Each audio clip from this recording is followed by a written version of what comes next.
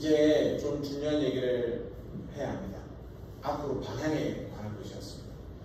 여기까지는 우리가 오키나와에서 풀어냈던 것이 이러했습니다라고 설명드리는 부분이었고, 이제 이곳에서 쇼파를 불고 그것들을 선포할 때 주님께서 보여주신 것들이 있었습니다.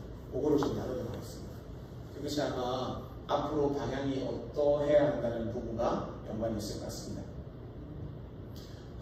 혹시 뭐 질문하고 싶은 거나 뭐 그런 부분이 있으면 한번 해주시면 좋을 것 같습니다.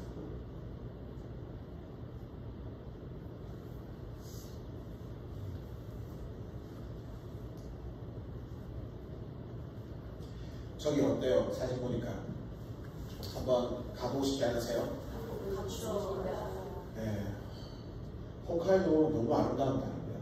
그냥 그 만물에 충만한 여호와의 영광이 그냥 너무 많이 드러나고 있는 땅이어서 가기만 해도 너무 마음이 너무 열리고 예배가 풀어지고 그렇습니다. 사람들이 전날 굉장히 많았습니다. 예전에 갔을 때 저기에도 눈이 많이 왔었거든요. 그래서 저 길을 못 갔습니다. 문을 막아놨어요.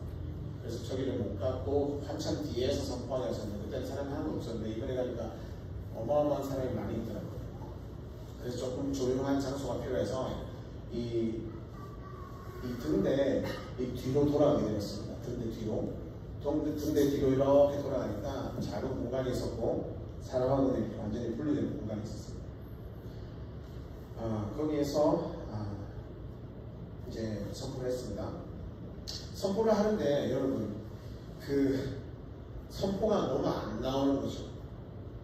너무 안 나오고 너무 아름답고 여호와의 위엄이 너무 충만한 땅인 걸 다 느끼는데 이상하게 영적으로 어마어마한 저항이 있다는 마음이었습니다. 이상하다. 이 땅에는 인본주의가 없는데요, 주님. 여호와의 위엄을 방해하는 신사도 없고 무슨 무상도 없고 아무것도 없는데 주님 그냥 아름다운 주님이 지으신 창조물밖에 없는데 왜 여기에서 이렇게 어마어마한 영적인 저항을 너무 많이 받아서 말이 안 나올 정도, 선포가 안 나올 정도로 그래서 말 한마디 한마디를 배에서 힘을 끌어들여서 이제 예수를 명하니 한마디 한마디를 너무 힘들게 선포를 했습니다. 그러니까 선포를 끝내고 나서도 이게 너무 힘들어서 기쁜 것보다 해냈다, 끝났다라는 안도감밖에 없었습니다. 그래서 이제 같이 간 팀원들도 좀 이상한 거죠. 자기들은 너무 지금 기쁘거든요. 막 사진 찍고 난리가 났어. 너무 기쁜데 저 혼자 너무 힘들어하고 있으니까 피곤하신가? 운전을 너무 많이 하셨나? 왜냐면 저는 10시간 운전했거든요. 10시간 운전하고 와서 끝나고 다시 2시간을 더 운전하고 가야 되는 상황이었어요. 그럴 수도 있겠죠. 근데 제가 그래서 물었습니다. 주님, 제가 강력하게 느끼는 것이 무엇입니까? 이게 인본주의입니까? 인본주의 아닌 것 같은데요. 이게 무엇이죠? 라고 했는데 그 방향을 보게 하시더라고요. 저희가 선포했던 방향이 정확하게 러시아의 핫산이었습니다. 핫산이었고 딱 그 중국에서 나오는 방천과 북한에서 나오는 낮은 성공, 러시아에서 내려오는 핫산, 딱 그 지점이 만나는 딱 그 지점이었습니다. 그때 우리가 선포하고 기다릴 때에 문을 보여주셨어요. 문. 아주 큰 문이었습니다. 어마어마하게 대륙 어마어마하게 큰 문이었고 환하게 빛나는 영광의 그 문이었습니다. 그래서 이제 문이 열렸구나라고 생각했는데 문이 열린 것도 아니었어요. 왜냐하면 문을 닫는 이런 문짝이 없었어요. 그냥 무지개처럼 이렇게 문이 있었고 어마어마하게 영광이 이렇게 빛나는 문이었습니다. 그리고 하늘에서 천사들이 어마어마하게 풀어져 나오기 시작했습니다. 풀려나오기 시작했고 그 천사들이 그 문 안으로 큰 나팔을 들고 금색 나팔을 들고 어마어마하게 그 문으로 들어가기 시작했습니다. 사실은 들어간다기보다는 이 문 뒤쪽에서 청소기 가지고 이렇게 문이 땡기는 느낌이었어요. 왜냐하면 천사들이 이렇게 그냥 가는 것이 아니라 어마어마하게 많은 천사들이 하늘에서 릴리즈 되자마자 그 문 안으로 이렇게 막 이렇게 막 빨려 들어가는 거였어요. 막 빨려 들어갔습니다. 그리고 단어를 썼는데 추수의 천사다 라는 거였습니다. 와, 러시아 쪽으로 향하는 문이었는데, 그럼 이제 그 땅에 주님 추수의 때가 시작되는 것입니다.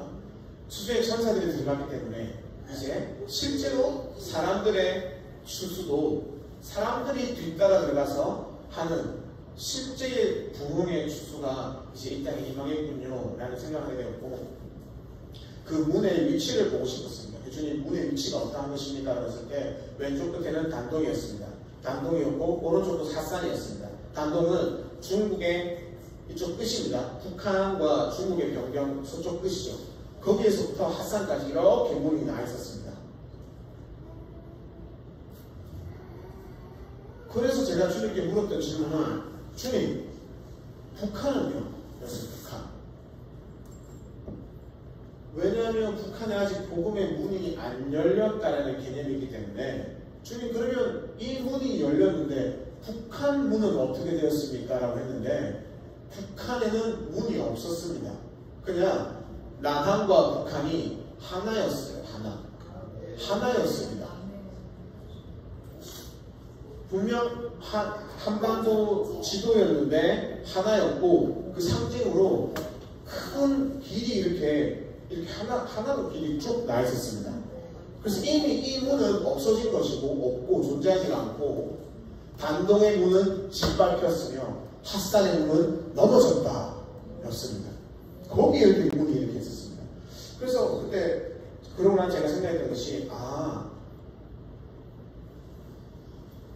우리가 정의와 공의의 차원에서 그리고 정치의 차원에 봤을 때는 지난 몇 년간 행해진 모든 일들이 너무나도 불의하고 합당하지 않은 일들이었지만, 그게 뭔지는 모르겠지만 하나님은 행하신 일을 행하셨구나. 이미 북한에 복음이 들어갈 수 있는 문들이 하나님 보시기는 열려 있다라고 보신다라고 저는 그 이상에서 보았습니다. 그리고는 이미 그 문이 없기 때문에 남한에서 북한으로 복음이 진행하는 속도는 급속할 것이며, 이미 단동에서 핫산으로 나와 있는 단동의 문은 짓밟혔으며 핫산의 문은 넘어졌다. 그리고 그 위에 이 문이 있었기 때문에 천군 천사에 들어가는 속도가 너무 빨랐고 빨려 들어갔고, 거기에서 추수의 천사라고 하셨고, 이제 그 추수의 천사들이 준비한 것을 실제로 들어갈 주의 일꾼들이 필요하구나 라는 것을 느끼게 되었습니다. 할렐루야. 이 보여주신 것들을 그러고 나서 한 가지를 더 보게 되었습니다. 놀라웠습니다.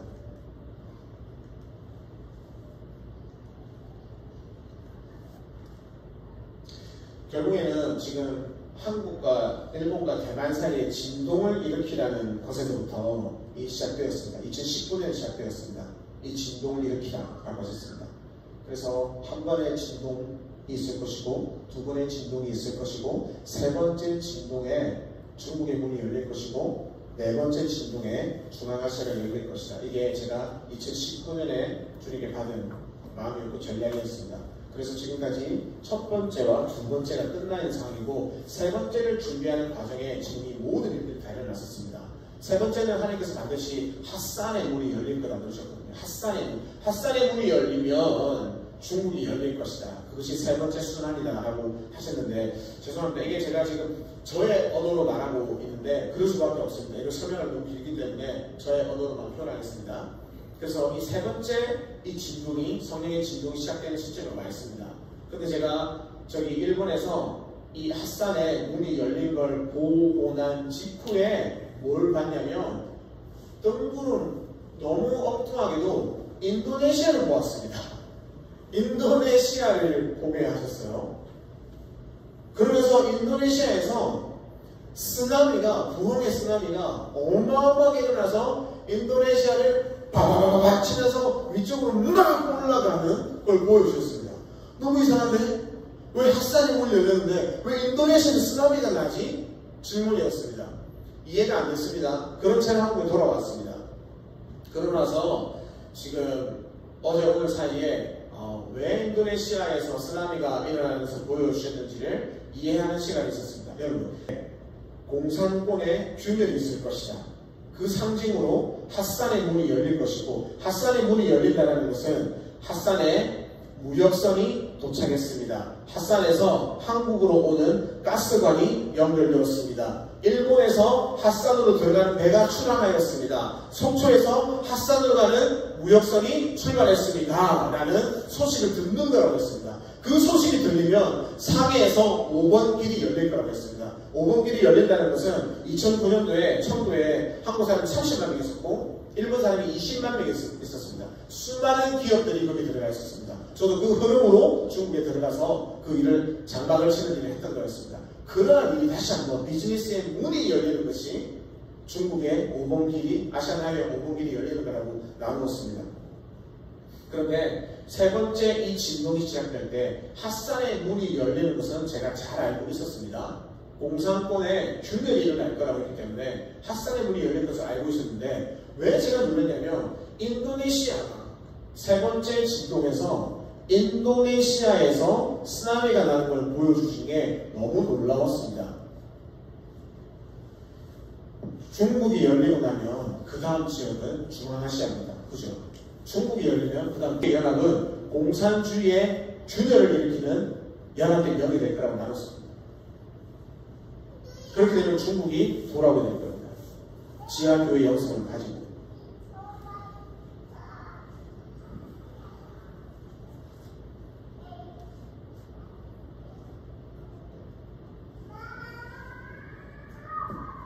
그게 왜 인도네시아냐?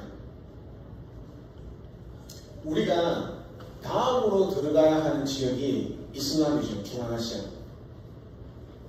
인도네시아가 전 세계에서 가장 큰 이슬람 국가입니다.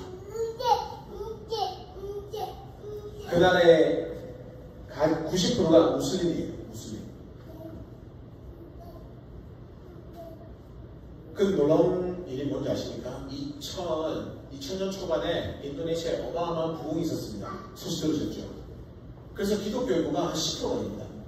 그래서 굉장히 특이한 나라예요.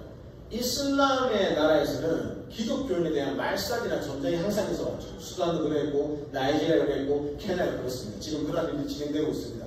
교회의 부흥은 있었으나 이후에 이슬람이 정권을 잡으면서 교회를 핍박하는 일이 있었죠. 근데 아직까지 인도네시아에서는 그러한 일이 일어나고 있지 않습니다. 종교의 자유가 굉장히 광범위하게 허용되어지고 있어요. 90%가 이슬람이고 이슬람을 믿는 모든 나라 중에 인구가 가장 많은 나라가 인도네시아입니다. 1억 명이죠. 1억 명. 어마어마하게 큰 이슬람 국가인데 거기에 교회의 부흥이 있었고 지금도 신앙의 자유가 있는 나라입니다. 우리가 이슬람권을 정말로 맞닥뜨리고 치고 들어가기 전에 먼저 열어서 어떤 느낌이냐면 약간 그거 있잖아요.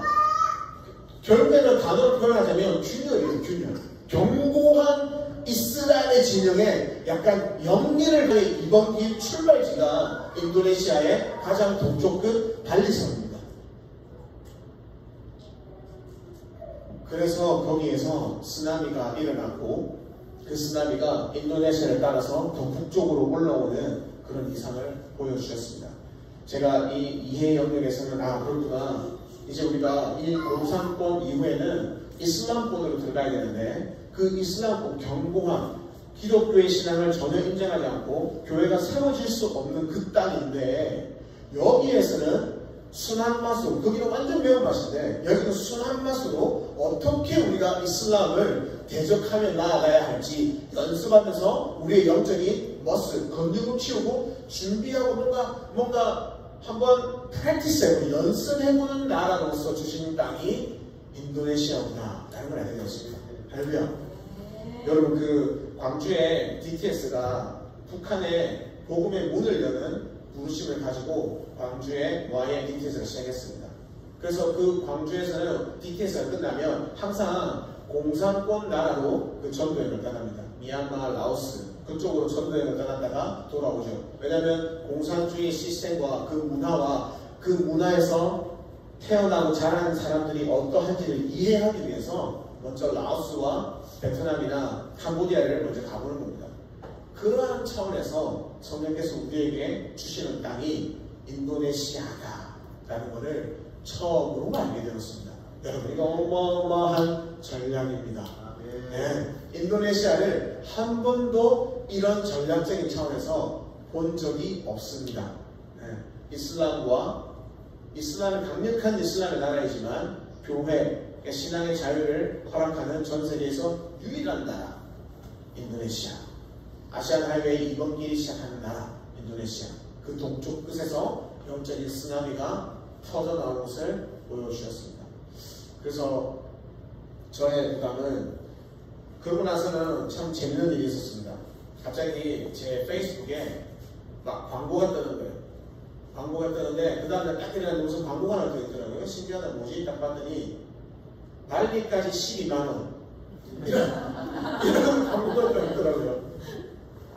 발리까지 12만원 빨리 예약하세요. 이런 그래서 야, 오케이.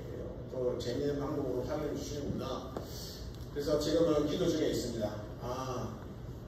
저에게 개인적으로 주시는 다음 여정은 인도네시아입니다. 인도네시아 동쪽 끝 발리 섬에 가서 그 아시안 하이웨이가 시작되는 그 공항이 있습니다. 공항. 그 공항으로부터 아시안 하이웨이를 따라서 인도네시아가 굉장히 큰 나라입니다. 저 나라가 아마 운전하면 몇천 킬로 해야 됩니다. 이번에 운전한 거리가 거의 10,000km 갈 정도 했더라고요. 저기 만만치 않을 겁니다. 운전하면 아마 200시간 정도 걸릴 것 같아요. 저기도. 이 동쪽에서 서쪽 끝까지 갔다가 다시 배를 타고 싱가포르, 말레이시아까지 갔다가 태국 변경까지 갔다가 다시 내려오는 이 여정이 될 것 같습니다. 왜냐하면 태국의 길들은 모두 완성이 되었기 때문에 이제 이러한 여정에 대해서 부담을 주셨어요. 그래서 이거를 제 성령께서 정확한 전략을 주실 겁니다. 어떻게 하라는 말씀을 주시겠죠. 근데 지금까지는 제가 개인적으로 받는 저의 개인적인 여정은 다음은 인도네시아다 라고 저는 알았습니다. 그리고 저 길이 열리고 준비가 되어져야 되는 거구나. 핫산이 열릴 때 여기도 같이 열려야 되는 거구나. 이게 성령께서는 같은 곳을 보고 있구나.